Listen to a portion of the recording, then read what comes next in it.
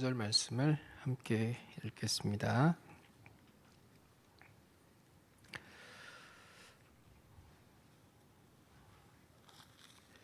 자, 찾으신 말씀 함께 읽습니다. 우리가 아직 죄인 되었을 때에 그리스도께서 우리를 위하여 죽으심으로 하나님께서 우리에 대한 자기의 사랑을 확증하셨느니라. 아멘. 자, 우리 옆에 함께 나오신 분들과 또 인사 나누시면 좋겠습니다. 하나님께서 당신을 사랑하십니다. 이렇게 인사할까요? 오늘은요, 둘째 날 맞아서 십자가에서 확증하신 하나님의 사랑이라는 제목을 가지고 말씀을 나누려고 합니다. 여러분, 작년 초, 재작년 연말부터 작년 초까지 캘리포니아 지역에서 일어난 큰 산불을 기억하실 겁니다. 기억하시죠? 굉장히 큰 산불이 나서 오랫동안 많은 것들을 다 태워버렸습니다.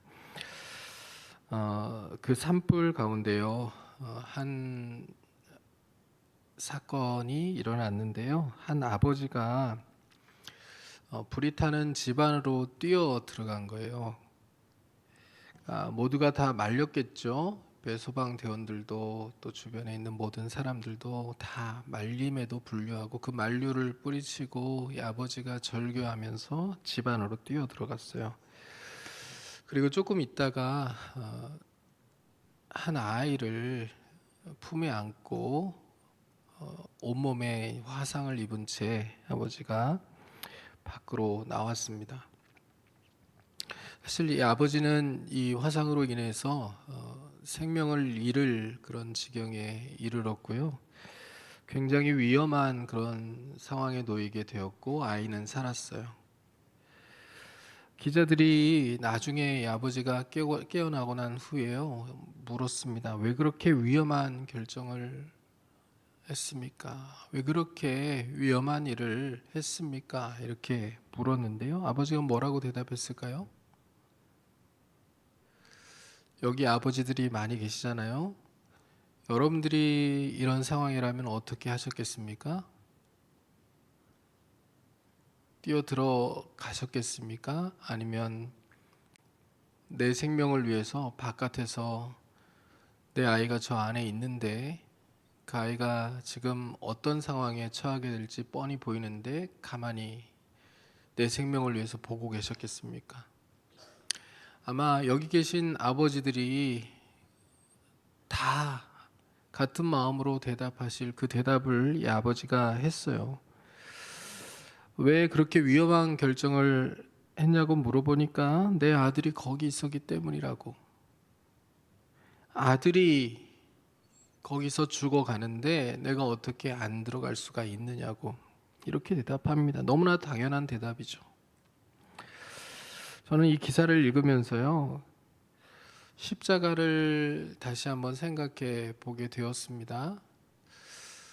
하나님께서 왜 아들을 십자가에 달려 죽게 하셨을까? 십자가를 생각한다면 우리가 수많은 이야기들을 할 수 있고 수많은 묵상들을 할 수 있겠지만 사실 십자가를 이 사건과 연결지어서 우리가 적용해 본다면요, 십자가는 하나님 아버지께서 아들인 딸인 우리를 구하기 위해서 불 속으로 뛰어든 사건이라고 얘기할 수 있을 것 같아요. 우리가 아직 죄인 되었을 때, 아직 우리가 그분을 외면하고 있었을 때, 우리가 좋은 자식이 아님에도 불구하고 하나님께서 멸망의 불 속에서 죽어가는 우리를 위하여 십자가라는 그 불 속으로 뛰어 들어가신 사건, 그것이 십자가의 사랑이고 또 아버지의 사랑이라고 생각이 돼요.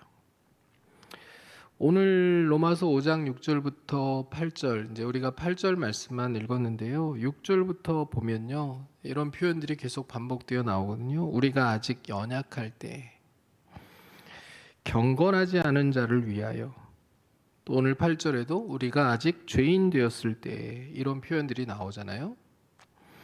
6절에 나오는 우리가 아직 연약할 때라는 표현은요, 우리가 아무것도 하나님께 드릴 것이 없을 때, 하나님의 아들, 딸 될 자격이 조금도 없을 때, 우리 삶이 죄와 어둠 속에서 헤매고 있을 때, 멸망의 불 속에서 우리가 헤매이고 있을 때, 이것을 의미하는 표현들입니다. 이 표현은 우리가 아직 연약할 때라는 이 표현은요, 그 다음에 나오는 경건하지 않은 자를 위하여, 그리고 우리가 아직 죄인 되었을 때, 이 표현들과 연결이 됩니다. 거룩하시고 의로우신 하나님께 나아갈 자격조차 없는 그런 상태를 분명하게 보여준다는 얘기입니다. 우리의 삶은 죄와 허물로 가득 차 있었고, 그로 인해 하나님께 가까이 나아갈 수조차 없었습니다. 죄와 거룩은 상극이에요. 하나님이 거룩하신 분이시기에 죄를 가지고는 하나님 앞에 나아갈 수 없고, 이 죄를 가지고 하나님 앞에 나아가면 사실 하나님의 거룩하심을 인하여 우리가 죽을 수밖에 없습니다. 그런데 지금 로마서에서 사도 바울은요, 이런 표현들을 통하여서 무엇을 강조하고 있는 거냐면, 우리가 아무런 자격이 없을 때에 우리가 하나님이 우리를 아들, 딸 삼으실 만한 아무런 매력적인 조건들을 갖추지 못하고 있음에도 불구하고 하나님이 우리를 먼저 사랑하셨다는 것을 강조하고 있는 거예요. 하나님이 우리를 먼저 사랑하셨다.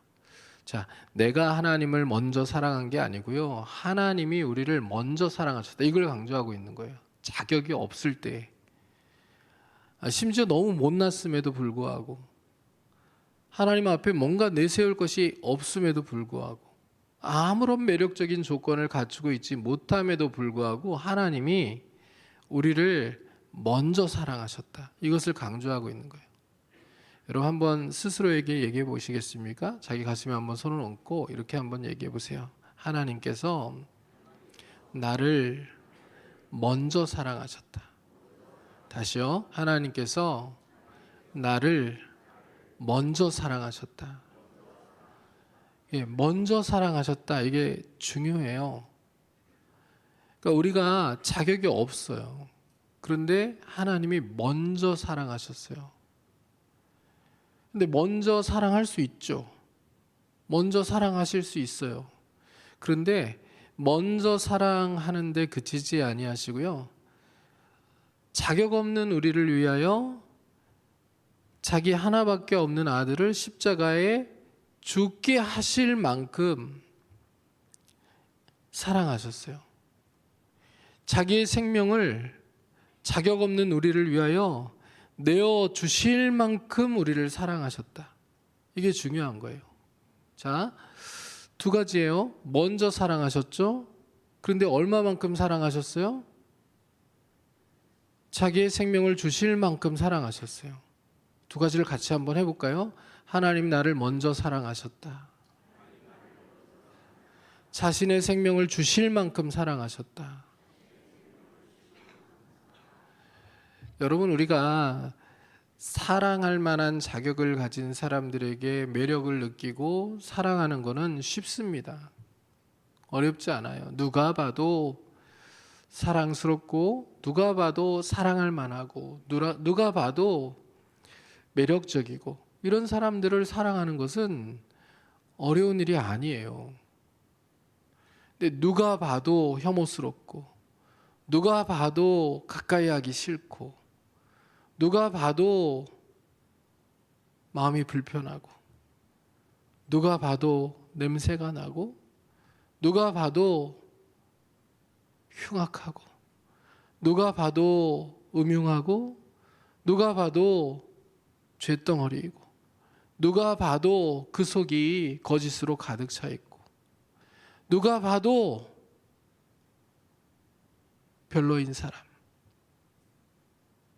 그리고 내가 아무리 사랑을 준다고 해도 좀처럼 내 마음을 알아주지 않고 끊임없이 나를 배반하고 모욕하고 저주하고 틈만 나면 불편하게 만들 그런 사람을 사랑하는 것은 쉽지 않습니다. 우리가 경험적으로 다 알잖아요. 여러분, 나를 좋아해 주는 사람을 사랑하는 것, 매력적인 사람을 사랑하는 것, 이건 그래도 가능해요. 그런데 나를 미워하고 싫어하고 반역하고 끊임없이 괴롭히고 불평이 많고 거짓이 많고 나를 해하려고 하는 사람을 용서하고 사랑하는 거, 이건 진짜 힘든 일입니다. 쉽지 않은 일이에요. 근데 하나님이 그렇게 하셨다는 거예요. 먼저 사랑하셨고 생명을 내어주실 만큼 우리를 사랑하셨다. 오늘 로마서 5장 8절 말씀에서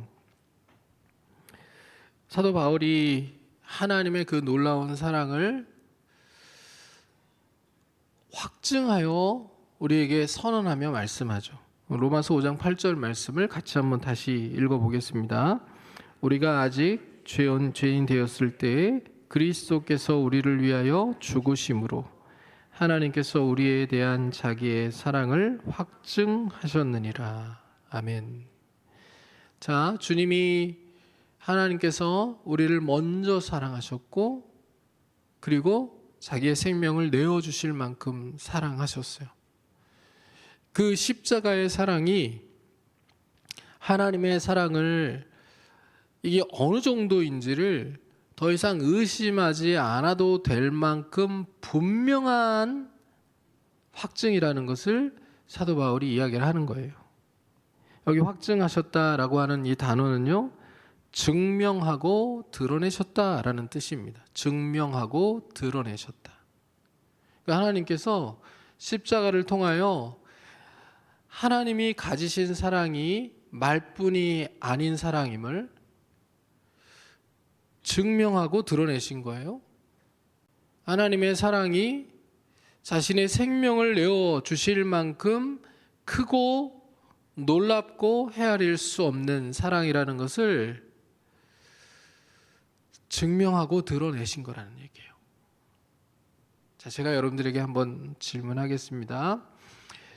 여러분, 하나님께서 여러분을 사랑하심을 믿으십니까? 진짜로 믿으십니까? 얼만큼 믿으십니까? 삶을 살아가는 동안에 어렵고 힘들고 내가 감당할 수 없는 일들이 일어나고 그리고 받아들이기 힘든 현실이 내 눈앞에 발생하고 그래도 하나님이 나를 사랑하심을 의심하지 않고 믿으십니까? 아멘 소리를 한 두 사람 정도 한 것 같아요. 나머지는 안 하신 것 같아요. 다시요. 내가 내 인생에서 힘들고 어렵고 받아들이기 정말 어려운 그런 상황들이 발생해도 하나님이 나를 사랑하신다라는 그 마음에는 변함이 없으십니까? 여러분, 우리가 삶을 살아가면서요, 정말 하나님 나를 사랑하시나? 하나님 정말 살아계신가? 하나님이 정말로 나를 사랑하시고 지금도 나와 함께 하시고 나를 아들, 딸로 생각하셔서 내 기도에 귀를 기울여 주시고 응답해 주시고 나를 돌봐 주시는 게 맞나? 지금 내 삶에서 일어나는 수많은 일들을 보면 내가 겪게 되는 이런 수많은 상황들을 생각하면 내 자녀들에게 일어나는 일들을 보면 또 나에게 일어나는 이 연약함의 문제들을 보면 내가 왜 이렇게 다치고 아프고 병들고 괴롭고 힘들어야 되는지를 생각하면 하나님의 사랑이 정말 하나님의 사랑이 내 삶에 계속 역사하고 있는 건 맞나? 이런 생각이 들 때가 있지 않으십니까? 여러분, 그럴 때마다 하나님의 사랑이 진짠가 아닌가 이걸 의심하기보다는요, 십자가를 여러분 십자가를 바라보시면서 확증된 하나님의 사랑을 가슴에 다시 한번 새겨넣고 그 사랑에 대한 확신을 가지고 힘을 내고 용기를 내어 세상을 살아갈 수 있는 하나님의 사람들이 되실 수 있기를 주님의 이름으로 축원합니다. 이 십자가가 우상이 될까봐 우리 교단에서는 강단에 십자가를 걸어놓지 않는데요. 여러분 십자가를 깊이 좀 바라보시고 묵상하시면 좋을 것 같아요. 늘 하나님이 얼마나 나를 사랑하시나? 하나님 정말 나를 사랑하신다면 내 삶에 왜 이런 일들이 발생하고 일어날까? 왜 나는 이렇게 고민하고 힘들어해야만 할까? 이런 생각들이 들 때마다 안 들 수가 없어요. 사람이기 때문에. 그런 생각들이 들 때마다 여러분 십자가를 좀 바라보세요. 그리고 깊이 묵상하세요. 그리고 오늘 말씀을 다시 한번 생각해 보세요. 하나님 나를 사랑하시나? 십자가를 바라보면 십자가에서 하나님이 나를 향한 사랑을 확증하셨다는 것을 다시 한번 생각하며 힘을 낼 수 있을 거예요. 여러분 그렇게 십자가를 바라보고 깊이 묵상하며 확증된 하나님의 사랑을 붙들고 살아가는 하나님의 백성들 되실 수 있기를 주님의 이름으로 축원합니다. 여러분 이미 우리가 알고 있듯이요. 사실 이 로마 시대의 십자가는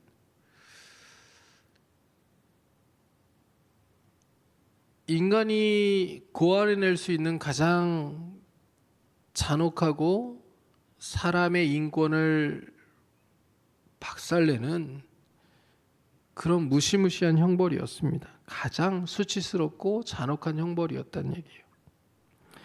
로마 정치가 키케로가 이 십자가형에 대해서 얘기해요. 인정해요. 가장 잔혹하고 역겨운 형벌이라고. 그래서 이 십자가형은 로마 시민에게는 절대로 내려질 수 없는 형벌이었어요.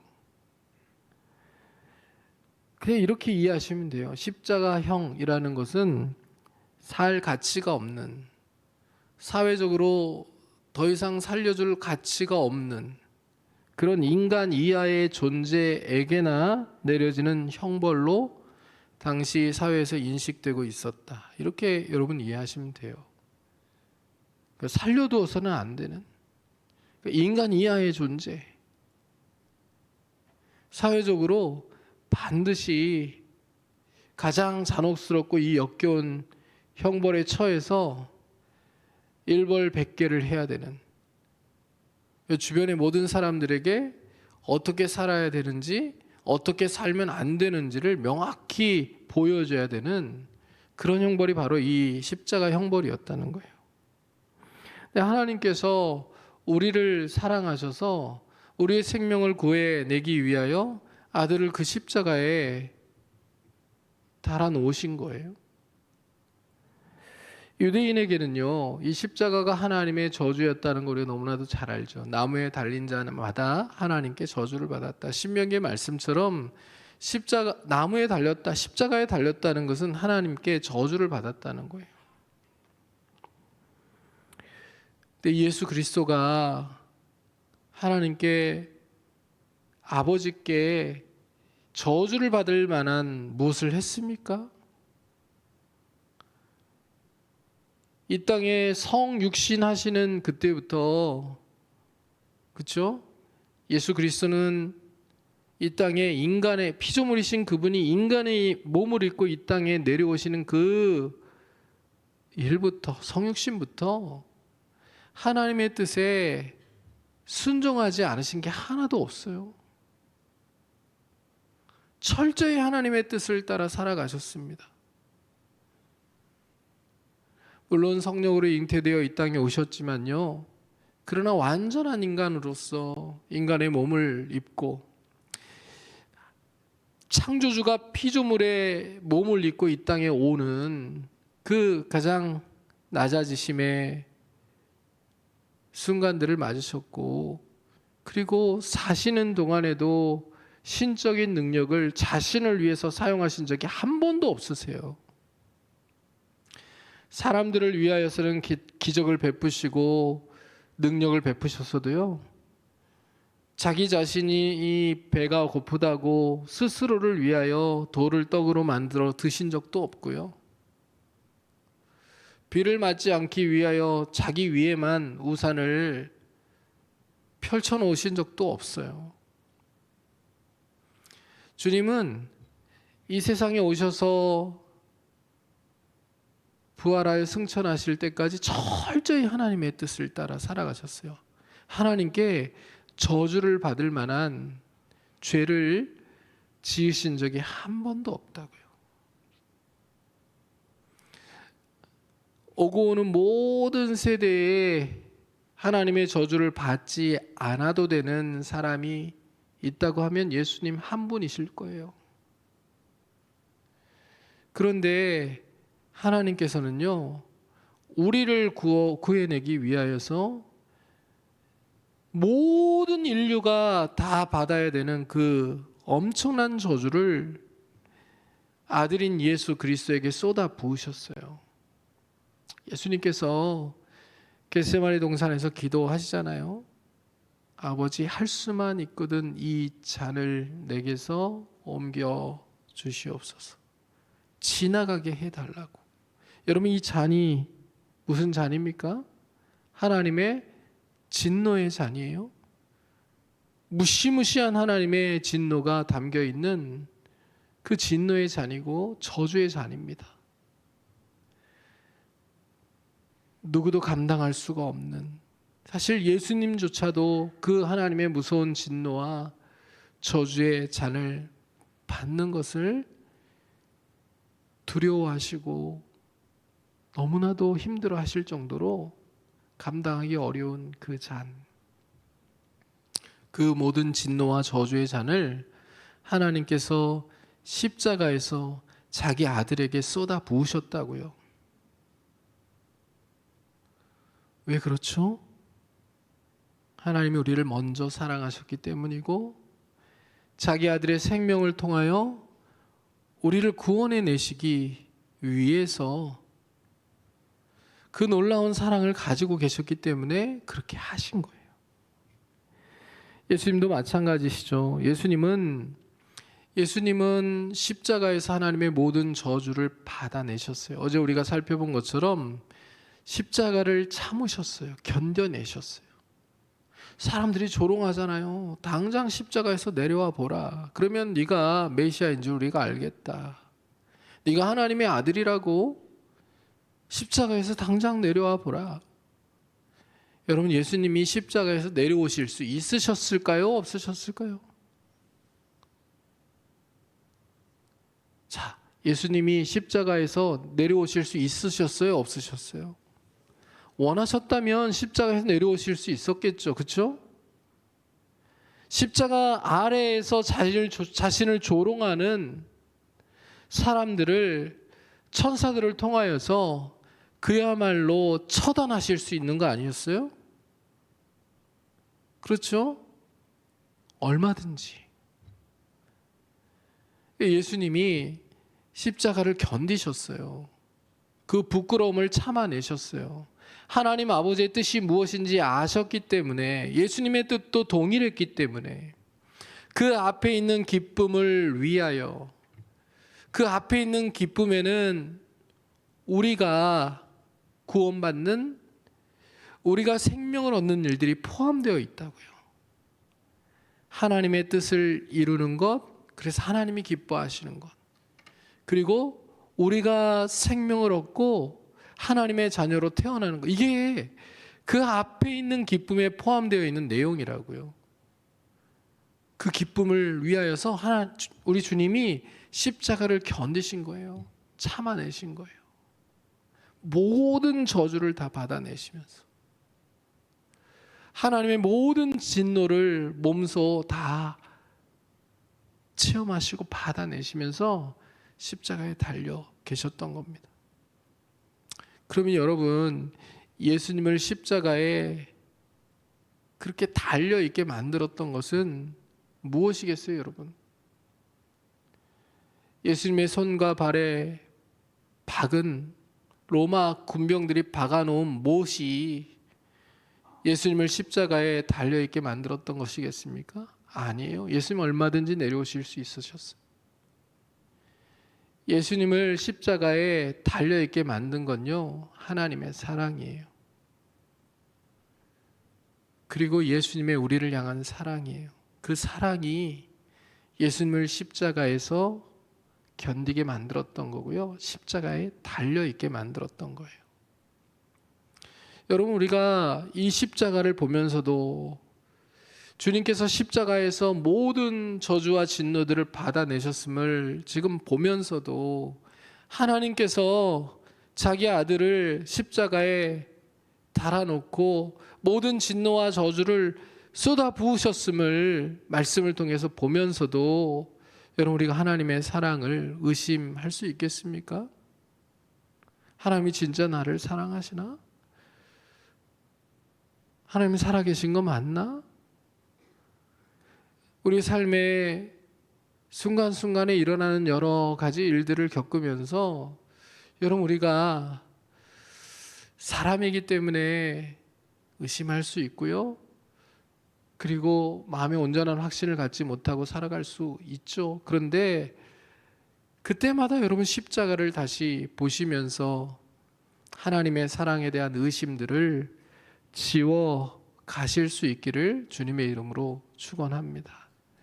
사실 예수님이 십자가에 달리셔야 되는 게 아니라 하나님의 심판의 기준에 의하면 우리가 십자가에 준하는 형벌을 받아야 되는 거잖아요. 우리가 받아야 되는 거잖아요. 우리의 죄값을 우리가 치러야 되는 거잖아요. 맞죠? 우리의 죄값을 우리가 치러야 되는 게 맞는 거잖아요. 근데 마치 이 사건은 어떤 사건과 같이 느껴지세요? 판사가 판결을 해야 되잖아요. 그 죄값에 대해서 너는 얼마를 살아야 된다, 어떤 형을 받아야만 된다, 어떻게 죄값을 치러야 된다, 판결을 해야 되는 판사가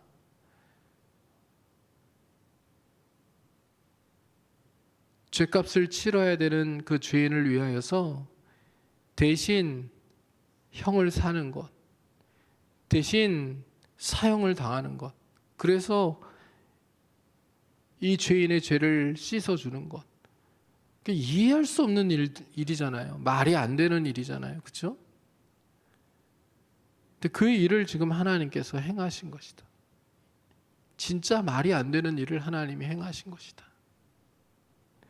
어떻게 하나님의 사랑을 우리가 의심해 볼 수 있습니까? 어떻게 하나님의 사랑에 대하여 우리가 의문을 가지고 삶을 살아갈 수 있겠습니까? 성경은 분명히 우리에게 말하거든요. 각 사람이 죄를 안 지을 수 없고요, 이 세상에 태어난 모든 사람들이 죄인이기 때문에 그 죄의 삭은 사망인데, 그 사망이라고 하는 이 죄의 삭을 치러야 된다고 우리에게 말하거든요. 우리가 우리 죄로 인하여 진 빚, 이 죄값은요, 너무 커서 우리 힘으로 도저히 갚을 수가 없는 것 아닙니까? 내가 아무리 노력해도, 아무리 의를 행하며 살아가려고 애를 써도요, 우리의 죄값을 결코 갚을 수가 없어요. 계속 늘어나는 거예요, 여러분. 혹시 빚을 져본 분이 계십니까? 내가 어느 정도 변제하고 갚을 수 있는 능력의 빚을 넘어서면요, 계속 이자가 늘어나요. 갚을 수가 없어요. 빚이 계속 늘어나는 거예요. 사실 우리가 살아가는 게 그래요. 우리가 죄를 짓는다는 거, 우리가 죄값을 치른다는 거, 여러분, 우리가 지은 죄는요, 이미 갚을 수 있는 한도를 초월했어요. 그러면 계속 늘어날 뿐이지 이 죄를 줄여갈 수는 없다고요. 죄값을 스스로 치를 수가 없는 상태가 우리의 상태라고요. 아무리 의롭게 살려고 해도, 아무리 경건해 보이는 목사여도, 아무리 경건해 보이는 장로님들이어도 죄값을 스스로 치를 수 있는 사람은 이 세상에 아무도 없어요. 죄의 삭은 사망이에요. 그래서 구약에는 주님께서 하나님께서 이 제사 제도를 통하여서 죄를 계속 씻어내며 하나님 앞에 설 수 있도록 그렇게 하셨잖아요. 그런데 이 구약의 제사 제도로는 온전하지 못하니 주님께서 인간의 죄를 위하여 영단번의 제사를 드리시기 위하여 십자가에 달리신 거예요. 십자가에서 드린 이 영원하고 그리고 딱 한 번으로 유효한 이 제사를 주님께서 십자가를 참으시고 부끄러움을 참으시고 견뎌내시면서요, 온전하게 하나님 앞에 이 제사를 드리셨고 이 제사의 효력이 지금까지도 미치고 있는 거예요. 예수님이 그냥 십자가에 달리신 게 아니라요, 구약의 제사 제도를 성취하셨어요. 완전하게. 그래서 더 이상 우리가 짐승을 잡지 않고요, 이렇게 주님 앞에 나와 예수 그리스도의 이름으로 우리의 죄를 용서받기를 원하면 용서함을 받을 수 있는 거고, 안 그랬으면 우리도 매일 짐승을 잡아야 됐을지도 몰라요. 여러분, 하나님께서 예수 그리스도를 통하여 행하신 이 구약의 제사제도의 성취, 그리고 우리를 먼저 사랑하시고 자기 아들에게 모든 저주와 진노를 다 쏟아 부으시고 십자가에 달려 죽게 하신 그 놀라운 사랑, 그 사랑으로 말미암아 구원받은 우리, 주님께서 그 앞에 있는 기쁨을 위하여 견뎌내신 그 십자가, 이게 복음이에요. 여러분, 이 사랑으로 말미암아 여러분 한 사람 한 사람이 구원 받으셨다는 것을 잊어버리지 마시길 바랍니다. 그리고 그 십자가의 사랑은 지금도 우리의 삶에 여전히 유효하다는 것을 잊어버리지 않고 살아가실 수 있기를 주님의 이름으로 축원합니다. 하나님의 사랑이 의심스러우실 때마다 여러분 십자가를 깊이 묵상하실 수 있기를 주님의 이름으로 부탁을 드립니다. 자꾸 흔들려요? 마음이 불안해져요? 두려움이 생겨요? 삶이 자신이 없어요? 십자가를 다시 바라보실 수 있기를 바랍니다. 내가 누구의 사랑을 받고 살고 있고, 내가 누구의 지원을 받고 살고 있고, 누구의 도우심을 받고 살고 있고, 누구를 힘입어 살고 있고, 여러분 십자가를 바라보면서 모든 의심을 떨쳐내고 모든 두려움들을 떨쳐내고 십자가의 사랑으로 다시 일어나는 하나님의 사람들이 되실 수 있기를 주님의 이름으로 축복합니다. 여러분 십자가를 바라보면 십자가에서 주님이 그렇게 말씀하고 계신 것처럼 느껴지셔야만 돼요. 내가 이 십자가를 통하여 너를 얼마나 사랑하는지를 보여주었는데 너는 이제 어떻게 이 십자가의 사랑에 반응하며 살 거니? 너는 어떻게 이 십자가에 반응하며 살 거니? 주님 그렇게 물으신다고요. 이 십자가를 보면서도 계속 의심하며 살 거니? 계속 두려워하며 살 거니? 계속 네 마음대로 살 거니? 계속 너를 위하여 살 거니?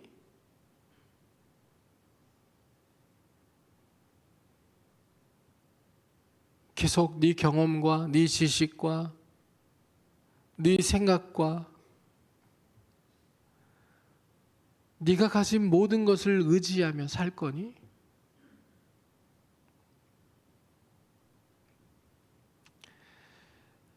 이제 내가 너를 위하여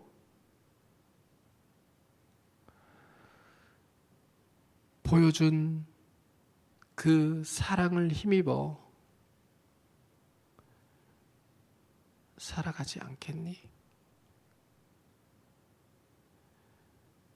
내가 너를 위하여 보여준 그 사랑을 힘입어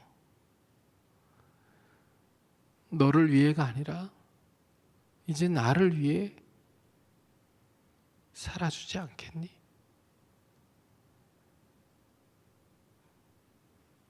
너 혼자서 외롭게 살아가는 인생이라고 생각하며 외로움과 고통과 두려움과 의심 가운데 살아가지 말고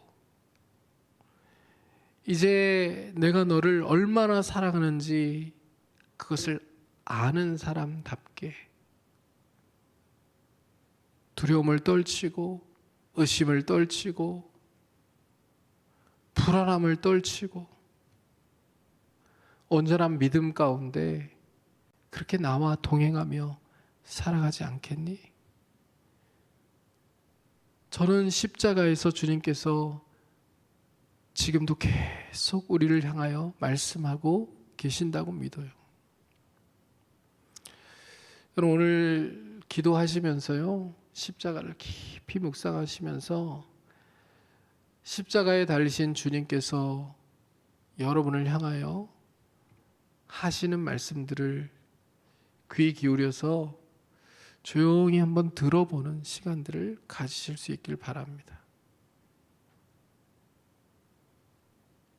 그리고 버려야 될 것들, 떨쳐버려야 되는 모든 생각들을 떨쳐버리고 십자가를 붙들고 다시 예수 그리스도와 함께 나를 사랑하시는 주님과 함께 또 아들의 생명을 주시며 우리를 구원하신 그 하나님과 함께 온전히 동행하며 인생의 길들을 다시 믿음으로 살아가려고 그렇게 결단하며 일어서는 우리 모든 성도님들 다 되실 수 있기를 주님의 이름으로 축원합니다. 자, 우리 말씀을 생각하면서 같이 찬양하기를 원합니다.